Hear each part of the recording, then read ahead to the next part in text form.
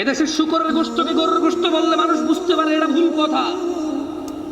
এদেশের জানাকে ভালোবাসা বলে, কেউ এর প্রতিবাদ করে না। ও কত নিচে নামছে অশ্লীলতা আসার কারণে।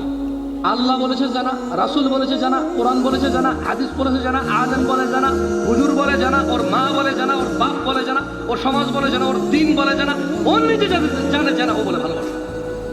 ও বলে কি ভালোবাসা? বিয়ে করে না, এটা নাকি ভালোবাসা? তাহলে জানা কোনটা? তাহলে জানা কোনটা?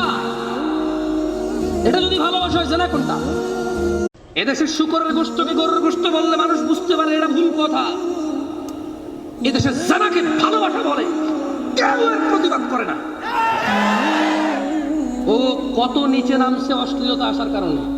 আল্লাহ বলেছে জানা, রাসূল বলেছে জানা, কোরআন বলেছে জানা, হাদিস বলেছে জানা, আলেম বলে জানা, হুজুর বলে জানা, ওর মা বলে জানা, ওর বাপ বলে জানা, ওর সমাজ বলে জানা, ওর দিন বলে জানা, ওর নিজে জানে জানা, ও বলে ভালোবাসা। ও বলে কি ভালোবাসা? বিয়ে করে না, এটা নাকি ভালোবাসা? তাহলে জানা কোনটা? তাহলে জানা কোনটা? এটা যদি ভালোবাসা হয়, জানা কোনটা?